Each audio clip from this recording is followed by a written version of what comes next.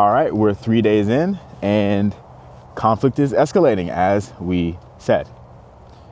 There have been reports of explosions happening in Venezuela, and the United States president has declared that the president of Venezuela has been captured, okay? So we know that the story on the surface here is that this is about narco-terrorism, and we know that if we go one layer deeper, we're being told that this is about oil. But I'm gonna go over why even that might be hiding the real reason that Trump had to have a regime change in Venezuela on the third day of the year. So what's really going on here, and what does this mean for you, and what does this mean for your money?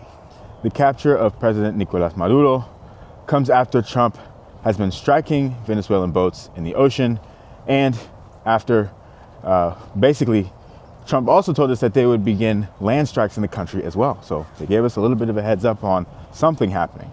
Once again, we're being told this is about narco-terrorism, and Attorney General Pam Bondi came out and said that Nicolas Maduro and his wife, Celia Flores, have been indicted in the Southern District of New York, with Nicolas Maduro being charged with narco-terrorism, conspiracy charges, and much more. But we all know that in Venezuela, well, they happen to have the largest oil reserve in the world. And in fact, leading up to this event, back in December, President Trump has come out and said, getting land, oil rights, whatever we had, they took it away because we had a president that maybe wasn't watching, but they're not going to do that. We want it back. They took our oil rights. We had a lot of oil there. As you know, they threw our companies out, and we want it back. He also referred to Venezuela's oil several times in the past before he was even in office. How about we're buying oil from Venezuela? When I left, Venezuela was ready to collapse. We would have taken it over. We would have gotten all that oil. It would have been right next door. And Vice President J.D. Vance also made this clear in a statement that he released earlier, saying the president offered multiple off-ramps. What was clear throughout this process: the drug trafficking must stop and the stolen oil must be returned to the United States.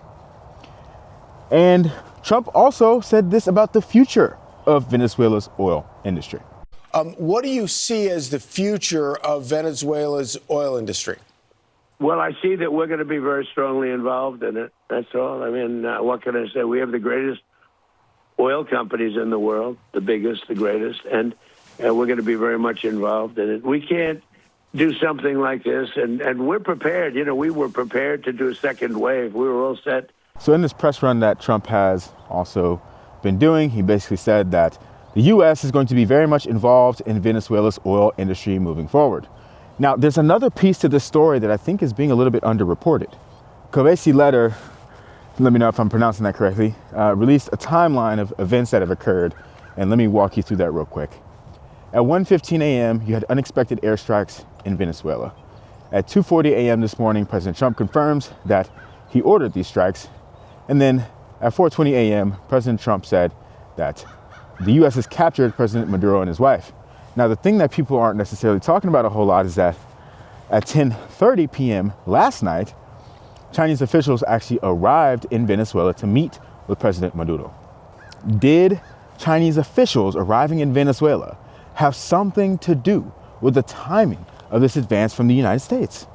I want to give a huge shout out to Shanaka Pereira for the work that he's done. He put out an article. I'm going to leave that in the description down below.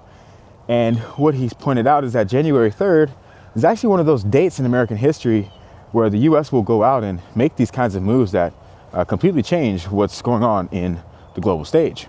So the Chinese officials arriving in Venezuela last night could be a coincidence, or maybe it's a part of this bigger story.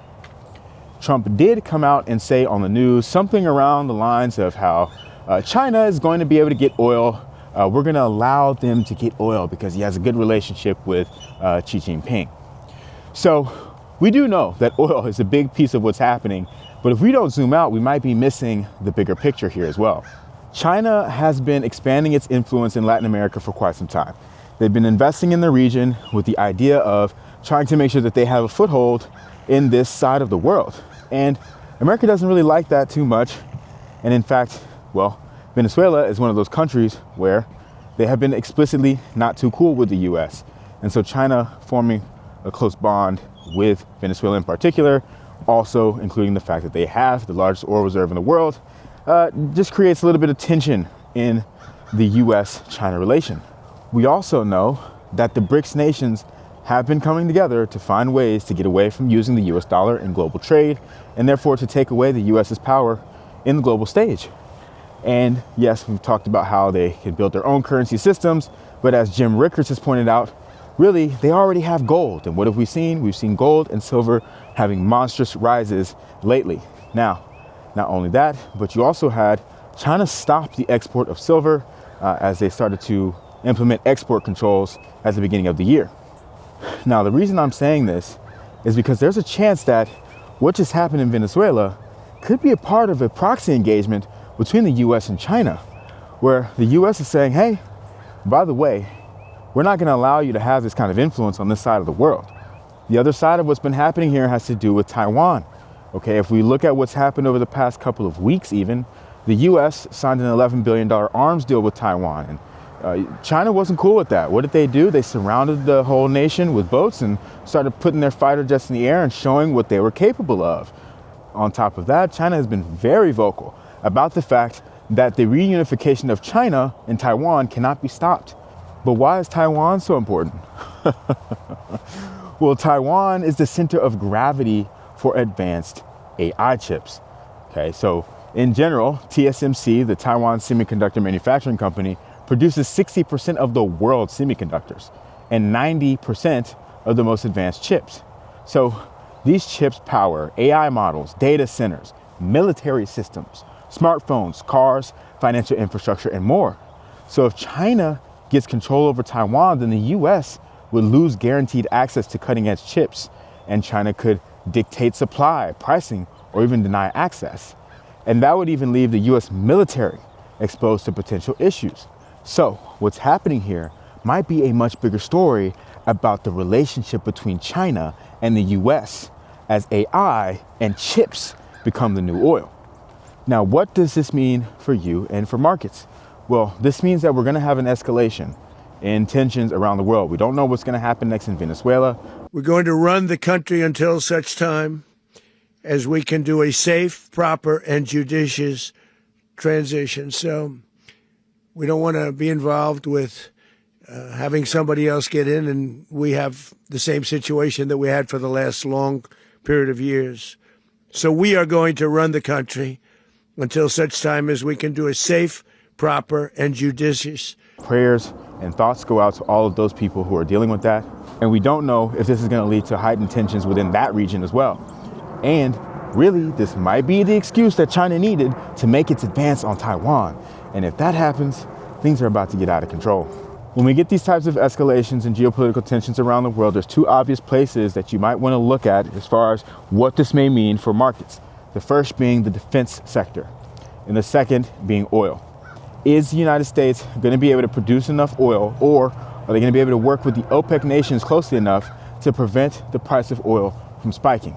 So over history, how do the escalation of geopolitical tensions and potentially wars play a role in what happens with the economy and with markets? Well, the first thing that we have to think about is that for the markets, the beginnings of a war can sometimes lead to risk-off behavior, okay? Consumers might pull back, businesses might stop investing, and credit conditions might tighten where banks aren't lending money because they don't know what's going to happen next. Okay, so in that scenario, you can have an initial fall in the price of assets. Equities might drop, real estate transactions might slow, and the velocity of money might fall. So immediately, wars can kind of feel a little bit deflationary because demand can suddenly collapse. You know, this looks like what happened in 2001 or in 2020. Now, then, after that, you have structural inflation drivers that can kick in. So what happens? Governments spend money, right, on defense, on construction of new facilities and potentially social programs. And then you get huge deficits surging as governments go deeper into debt to take care of whatever emergencies are coming up. So on the demand side, you can have government spending increasing demand on its own. But then you have the supply side. And that's where things can get really, really messed up because demand going up can already elevate prices. But the thing about the supply side in wartime is that, well, you might have energy supply disruptions. You might also have shipping lane disruptions. So there's a lot of ways in which the supply can actually get squeezed. When you increase demand and you decrease supply at the same time, you get massive inflation, much like what we saw in 2020. So it's still super early to say whether or not this is exactly what's going to happen.